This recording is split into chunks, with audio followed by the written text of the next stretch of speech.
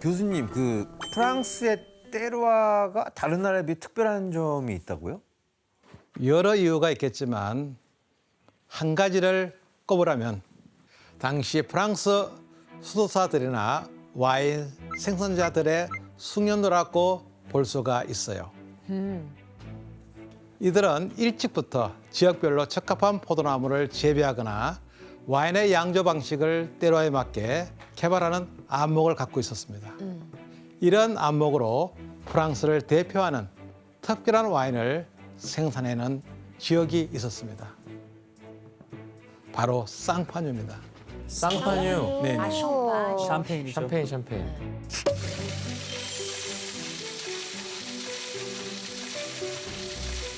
쌍파뉴는 프랑스 북쪽에 있는 와인 산지이죠. 프랑스에서 포도가 재배되는 지역 중 가장 북쪽에 위치하니까 추울 수밖에 없었어요. 네. 그래서 다른 지역의 레드 와인에 비해 묽은 편이었습니다. 이때 적포도의 껍질을 벗겨낸 포도 알맹이로 화이트 와인을 만들기 시작하였습니다. 와, 그래서 만들어졌구나. 자, 그런데 쌍파뉴 지역의 와인 생산자들에겐 또 다른 고민거리가 있었습니다. 뭐죠? 봄이 되면 지하 창고에 보관된 와인들이 폭발했습니다. 놀란 사람들이 이걸 악마의 장난이라고 생각을 했죠. 왜? 뻥뻥 터졌구나. 사실 와인병이 깨지는 건 쌍파뉴 지방의 때루아 때문이었어요. 다른 지방에 비해 다소 추운 쌍파뉴는 포도를 늦게 수확해서 와인을 양조하다 보니 겨울철에 와인 발효가 잠시 중단되었다가 봄이 되면 날씨가 포근해지면서 다시 발효를 시작하게 됩니다. 이때 탄산이 발생해서 압력 때문에 병이 깨지는 현상이 나타나게 된 거죠. 그러면서 탄산이 자연적으로 나온 거야? 네, 이때 쌍파뉴의 고민을 해결할 와인 담당자가 임명이 됩니다. 바로 수도사 동페리옹이었어요. 와, 그 유명한 수도사네. 수도사였네,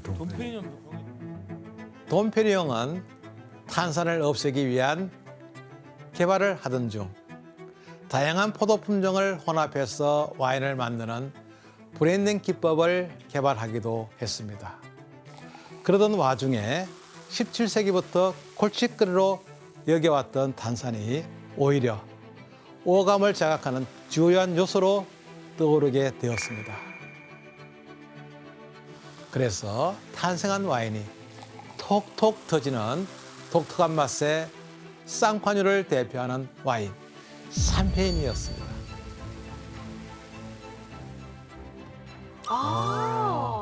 그리고 쌍파뉴의 와인을 위해 동페리옹은 또 한 가지 아이디어를 내게 되었습니다.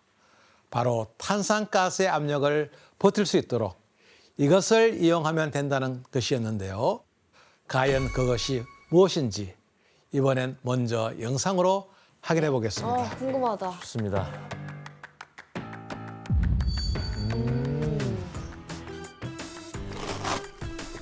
참 신기해, 이런 거 보면.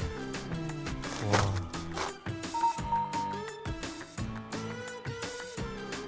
참 그러니까 장인 정신들이 아직까지도 유지가 돼서 이런 거를 옛날에 어떻게 했다는 거야?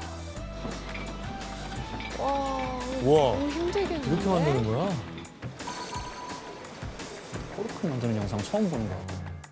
코르크의 역사가 이렇게 오래된지 몰랐어요. 지금도 쓰고 있는 저 코르크 마개가. 그렇죠. 그러니까 너무 흔하게 보던 건데 이게 이렇게 만들어지는 거구나라는 생각. 코르크는 특성상 탄성과 유연성이 좋기 때문에 병을 막기 아주 쉬웠고 동페리옹은 품질 좋은 코르크를 이용하면 탄산가스의 압력을 버틸 수 있을 거라고 생각을 하게 된 거죠. 올리비아 씨, 그리고 샹파뉴에서 만들어진 와인만 샴페인이라고 부를 수 있어요? 네, 맞습니다. 이게 샴파뉴 지역에서 재배가 되는 샴파뉴만 샴파인이라는 라벨을 줄 수 있는 거예요. 그래서 뭐 다른 나라에서 만드는 스파클링 와인 같은 거 있잖아요. 절대로 샴페인이라는 그 글을 쓸 수가 없는 거예요. 이게 국제법상으로 이 명칭을 쓸 수 없도록 이제 보호가 돼 있는 거죠. 근데 쉽게 말해서 미국 샴페인 이런 거는 말이 안 되는 거예요. 안 뭐 된다. 미국 샴페인, 호주 샴페인이란 말은 사실 말이 안 되는 말이고. 그렇게 쓰면 안 된다는 거지. 스파클링 와인이라고 써야 무식한 돼. 무식한 티 근데 난다는 스파클링 와인이랑 샴페인을 마시면 차이가 나요, 솔직히. 확실히 가격 차이도 나고 맛도 차이가 확실히 나요. 네, 확실히 나요. 네. 자, 중세 유럽을 휩쓴 거대한 변화 속에서 프랑스는 종교와 특유 때라를 통해 최고의 와인으로 성장할 수가 있었습니다. 예. 그리고 마침내 유럽을 넘어 전 세계의 명성을 떨칠 절호의 찬스를 맞게 되는데요. 1851년 영국에 시작된 세계 박람회가 4년 후에 파리에서 열리게 됩니다.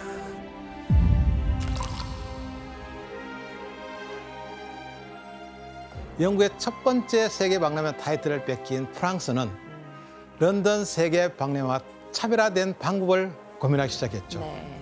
그리고 지금껏 세계 박람회에서 선보인 적이 없는 특별한 품목을 선정하게 되는데요. 바로 보르도 와인이었습니다. 오, 보르도 왔구나. 보르도 와인은 명성과 거래 가격에 따라 품질 등급 체계를 갖춘 후 박람회에 출품하게 되는데 올리비아 씨, 등급을 프랑스어로 한번 읽어주실래요? 네. 1등급은 premier grand cru classé, deuxième cru classé, troisième cru classé, quatrième cru classé, cinquième cru classé입니다. 와, 멋지다. 멋있어. 자, 이 표는 보르도 메독 지역의 와인을 1에서 5등급으로 분류한 표입니다. 저게 무슨 샤또 마고니 뭐 이런 게 다 맞아요. 1등급에 있는 거고. 이 등급은 프랑스 와인 라베지를 보면 직접 확인할 수가 있습니다. 라벨지에 나와 있구나. 근데 교수님 그 왜 이 부르고뉴랑 샹파뉴가 아닌 보르도 와인을 내는 거예요? 아주 좋은 질문입니다. 보르도 와인은 특히 영국 사회에서는 고급 와인이라는 인식이 있었거든요. 네. 그렇다면 영국이 보르도 와인을 고급 와인으로 여기게 된 것은 언제부터일까요? 영국과 프랑스가 무려 116년간 전쟁을 벌였던 100년 전쟁입니다.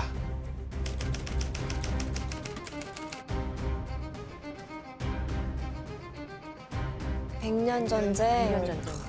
이렇게 싸우다가 맛을 알게 됐구나. 12세기 무렵 보르도를 포함한 현재의 남프랑스 지역은 아키덴 공국이었습니다. 아키덴 공국의 엘레오노르 공주는 프랑스 왕국의 루이 7세와 결혼을 했습니다. 그러나 곧 잉글랜드 왕위 계승권을 가진 젊은 백작 헨리 2세와 재혼하고 이후 헨리 2세가 당시 잉글랜드였던 영국의 왕이 되었습니다. 공주는 결단을 하나 내리게 되는데 바로 영국 여왕으로서 아키텐 지역을 영국 땅으로 귀속시키기로 한 것입니다. 야, 그 반발이 장난 아닐 텐데. 당시 보르도는 최대 와인 산지로 떠오르는데요. 당시 보르도 지방에서 와인을 수출해서 벌어들이는 세금이 영국 전체의 세금보다 더 많을 정도였습니다. 대폭이다. 아니 근데 이게 프랑스 입장에서는 이게 내 땅이었는데 갑자기 공주가 재혼하면서 영국에다 갖다 바치고 땅이 갑자기 뺏기게 되는 셈이잖아요. 억울하죠 그런 거. 그래서 1328년 프랑스에 새로 즉위한 필리프 6세는 보르도 지역을 다시 찾아오겠다고 결심을 합니다. 이로써 영국과 프랑스 사이가 전쟁이네. 116년에 걸쳐 100년 전쟁을 시작하게 됩니다. 와인 전쟁이네. 지켜야 되기 네. 때문에. 말도 안 얼마나. 된다 진짜. 결국 1337년부터 1453년까지 전쟁이 지속되다가 잔다르크의 출현으로 전세를 역전시킨 프랑스가 전쟁에서 승리하면서 보르도는 영원히 프랑스 영토가 되었습니다. 그래서 영국 사람들은 보르도 와인을 보면 약간 배가 아프기도 했겠네요. 그 결과 이곳 보르도 와인은 파리 세계 박람회에서 프랑스 대표 산업 중 하나로 선정돼서 전 세계의 이름을 알릴 수가 있었습니다. 그래서 직접 마시면서 확인할 수 있도록 오케이. 이번에도 프랑스 보르도 와인을 준비했습니다. 아, 오늘 세계에서 잘 나왔는데? 오늘 너무 좋은데요? 와인 파티네요. 저희가 제대로. 원래 이런 거 없거든요. 아, 정말요? 처음이에요, 처음. 진짜. 뭘까 보르도?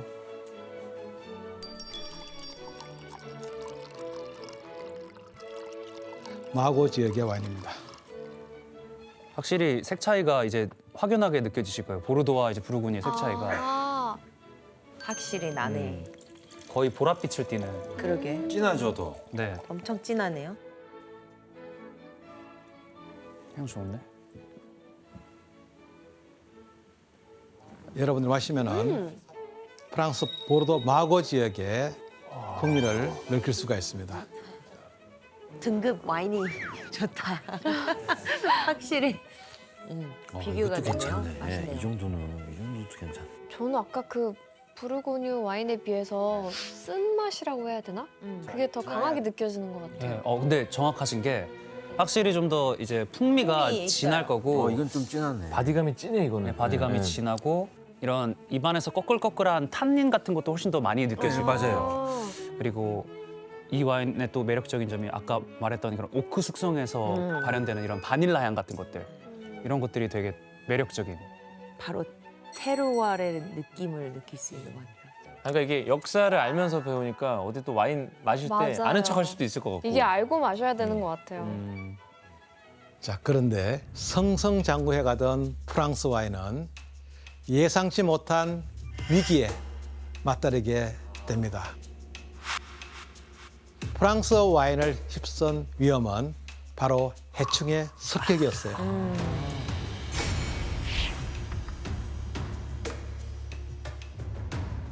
파리 박람회를 성공리에 마치고 8년이 지난 1863년 프랑스 포도밭에서는 처음 보는 이변이 발생하게 됩니다.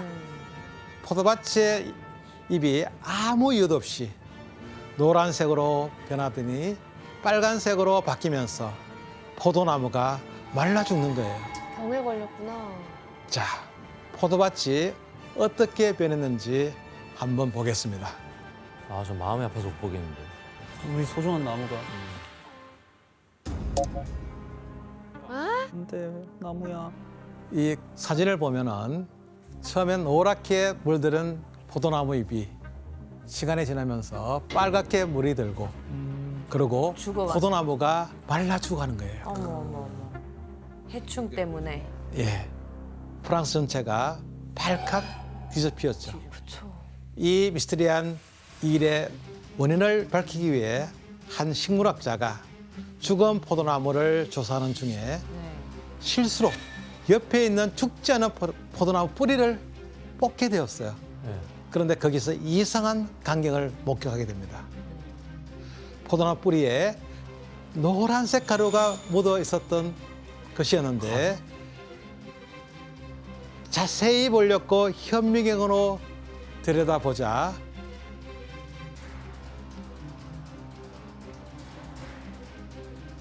바로 그것에 프랑스 와인의 위기를 부른 강력한 파괴자가 있었던 것입니다.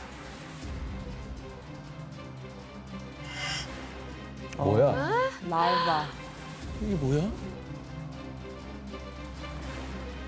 자, 프랑스 식물학자가 발견한 몸 길이 1mm 내외의 작은 벌레, 포도나무 뿌리 진딧물이었습니다. 진짜 무섭다. 당시에는 이 벌레를 지칭할 이름조차 없었어요.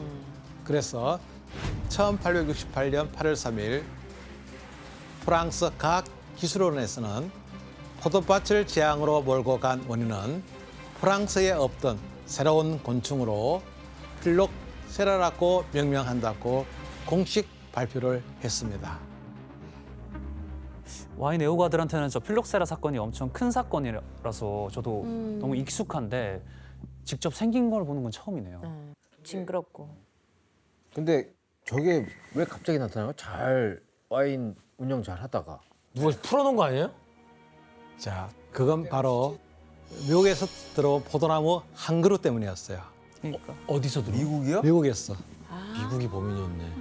이 사태가 발생하기 1년 전 프랑스 론 지방의 작은 마을인 로크모에 사는 와인 상인이 포도나무와 품종을 비교하기 위해 자신의 집 앞마당에 미국산 포도나무를 심었던 것입니다. 이때 미국산 포도나무에 붙어있던 필록세라가 프랑스로 수입된 거였습니다. 해추. 이후 20년이 넘도록 필록세라는 사라질 기미가 보이지 않았습니다. 20년 동안 넘도록이요? 토토화됐겠는데요. 이거 이 정도 다시 뽑고 다시 심는 게 나은 거 아니야? 다 불태우고. 근데 토양 자체가 이미 뭐 변질이 돼 있으니까. 결국 1870년에 필록세라를 물리칠 예방법을 찾았는데요. 필록세라의 내성이 있는 미국종 포도나무 뿌리와 유럽종 포도나무 대목을 접붙이는 것이었습니다. 뿌리만 그거 미국 거고. 대목은 프랑스 거죠. 와 이게 그렇게 되는구나. 가능한가? 1870년에 해결책이 나왔지만 농가들은 이 방법을 소극적으로 받아들였습니다. 1888년이 되었어야 부르고뉴 양조가들을 비롯한 대부분의 농부들이 이 방법으로 필록세라를 해결할 수가 있었습니다. 그래서 현재 유럽에서 재배되는 포도나무는 대부분 이런 신품종을 사용하고 있습니다. 올리비아 씨, 그러니까 해결법을 찾았는데도 왜 계속 거부감을 가진 거예요? 그러니까 아무래도 프랑스 포도밭에 대한 애착이 있고 자부심이 있기 때문에 우리는 미국산 그걸 갖다가 접목시키는 거는 이거는 절대로 안 된다. 약간 품질이 아예 저하 진짜 싸구려처럼 느껴진다라고 느꼈나 보죠. 아무래도 프랑스 사람들이. 뭐 지금도 아직도 프랑스 사람들은 미국 와인에 대해서 그렇게 생각을 하고 있는 것 같아요. 솔직히 말해서. 근데 지금 우리가 마시고 있는 와인은 어떻게 보면 이제 섞여 있는 거죠. 네. 자, 필록세라와 보이지 않는 전쟁을 치르고 간신히 포도밭이 복구될 즈음에 프랑스 와인은 한 인물의 등장과 함께 또 한 번 큰 고비를 맞게 됩니다. 바로 인류 최악의 학살자, 히틀러다. 나치 독일의 아돌프 히틀러의 등장입니다.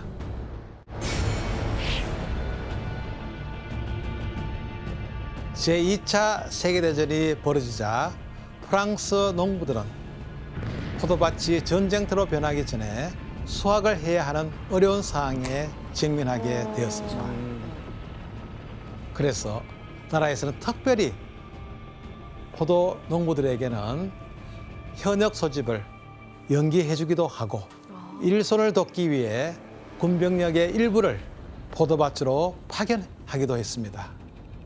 이렇게 프랑스 정부 차원에서 와인을 지키려 노력하고 있을 때 히틀러를 주축으로 한 나치 독일은 프랑스 와인을 호시탐탐 노리고 있었어요.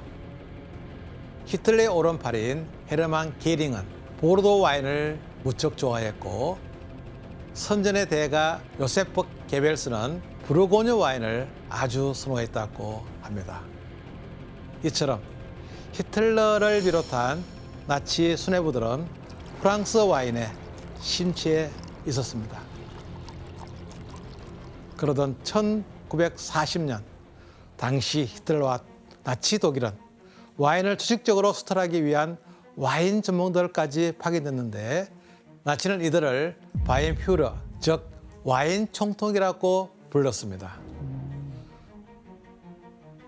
부르고뉴와 보르도, 쌍파뉴 같은 특급 와인 산지에 지역별로 와인 총독을 파견해 조직적으로 프랑스 와인을 수탈하였습니다.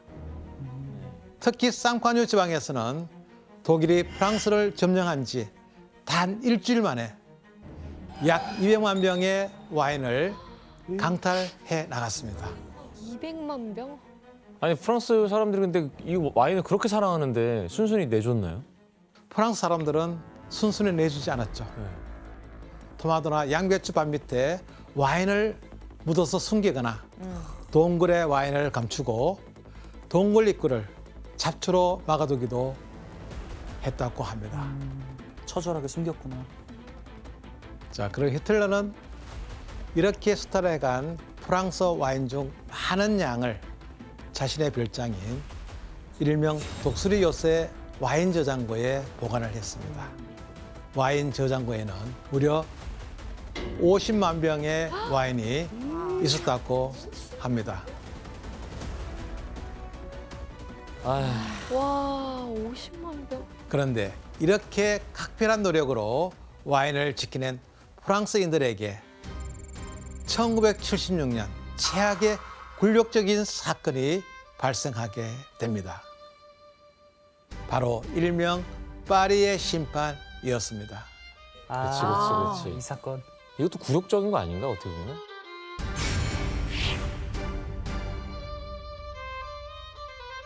(1976년) 여름 당시 파리의 와인 바이어였던 영국인 스티븐 스퍼리어는 자신들의 와인쇼과 와인 아카데미를 홍보하기 위한 이벤트를 기획하게 됩니다. 이때가 마침 미국 독립 200주년을 맞이한 시기였기 때문에 프랑스 와인과 미국 와인을 블라인드 테스팅 해보기로 하였습니다. 경쟁하는 건가요? 이때 심사위원 11명 중에 9명이 프랑스에 근해 있는 와인 전문가들이었습니다. 로마네 꽁띠 소유주, 미쉐린 3스타 레스토랑 셰프, 수석 소믈리에, 프랑스 와인 전문지 편집장도 거기에 있었습니다. 블라인드 테이스팅은 레드 와인과 화이트 와인으로 오전에는 화이트 와인, 오후에는 레드 와인으로 구분하여 시험을 진행했습니다. 와 궁금하다.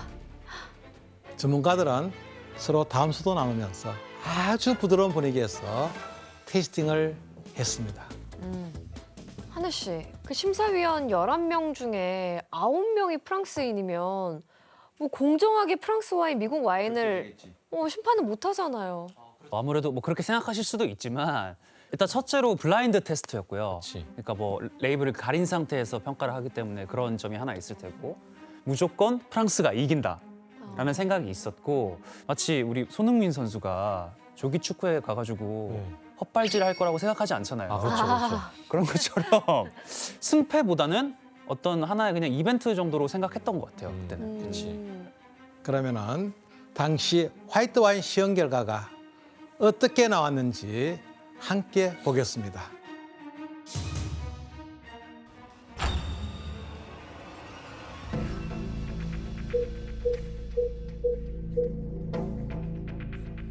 야 이거 와 미국 와인 1등했네요? 상위 5개 와인 중 3개가 미국 와인으로 선정된 것도 와. 모자라 화이트 와인이 1위가 미국 와인이 차지해버렸어요. 와 이거 완전 이거 굴욕인데 이거 말이 안 되죠. 왜 말이 안 돼요? 이거 좀 아니 뭔가 프랑스는 이상한. 무조건 최고예요. 아니 근데 그래서 당연히 우승할 거라고 본인들이 생각했을 텐데 프랑스 쪽 입장은 네네. 이게 경악했겠는데요 결과 보고서? 그치. 아, 맞습니다. 미국 와인은 프랑스 와인의 상대가 안 된다고 생각했던 시험 회장은 분위기가 찬물을 끼얹는 것처럼 아주 가라앉았습니다. 아, 그 실황 중계 영상 없나? 보고 싶다 나. 나도 그 표정이 궁금해요. 그리고 드디어 오후가 되자 레드? 와인 시험회가 시작되었습니다. 이번엔 긴장하고 하겠네. 그래 이번에는 꺾어야지. 진짜 비장했겠다. 그래 이거 잘못하면 큰일 난다 지금. 오후의 레드 와인 심사위원들은 극도로 긴장한 나머지 아무런 대화 없이 오직 테이스팅만 집중했다고 합니다. 부모 어떤 것이 기억해? 막 이러면서 그러니까 프랑스 와인 찾아내야 되는 거지. 프랑스 찾아내. 때려와 기억해, 때려와 기억해. 흙맛을 기억해봐. 그렇다면 레드 와인 결과는 어떻게 나왔을까요? 그래도 조금 그래 프랑스 와인 많이 마신 사람들인데. 그래.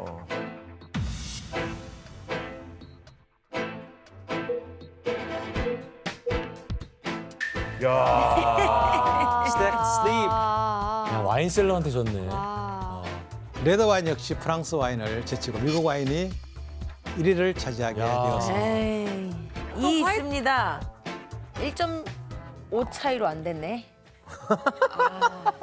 네, 심지어 2번, 4번 저 무똥 로칠드와 오브리용은 아까 말했던 그랑크리 1등급입니다. 네, 5대 샤토 중에 네. 두 개죠. 충격적인 거죠, 사실. 정말 몇십 년 안 된 미국 와인이. 그렇죠. 미국이 이게 얼마나 자랑스러워하는 일이냐면 아직까지도 저 스택슬립과 아까 1등한 샤또 몬탈레나는 이 사건을 언급하면서 계속 홍보를 해요.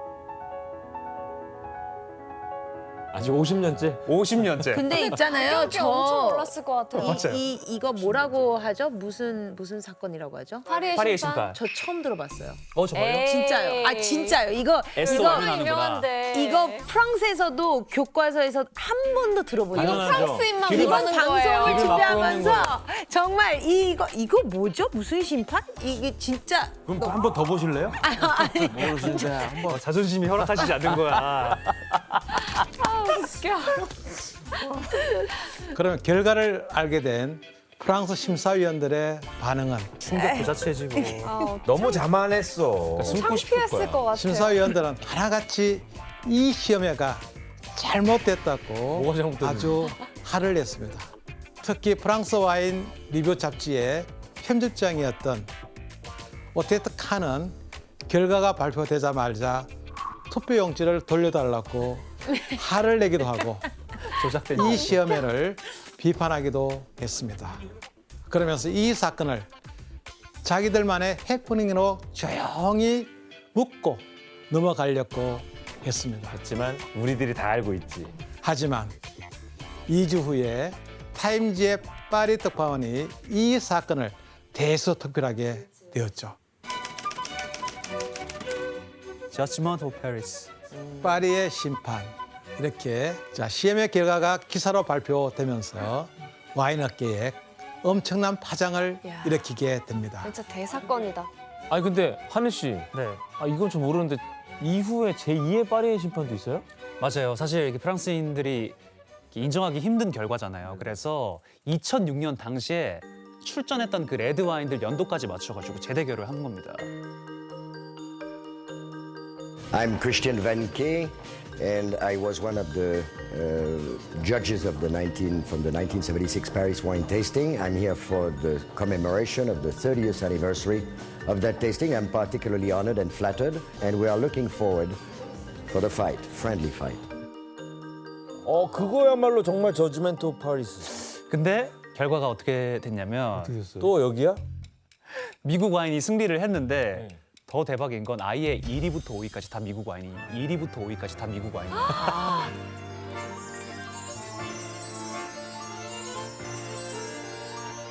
올리비아 씨 모르는 사실이잖아요. 아 진짜요. 못 들었어요. 처음 듣는 거잖아요. 네, 2006년에 오늘 잘 나오셨어요. 아 진짜요. 모르는 정보를 알아가는 게 저희 프로예요. 그래서 1위부터 5위를 쓸어버렸습니다 미국 와인. 말도 안 된다.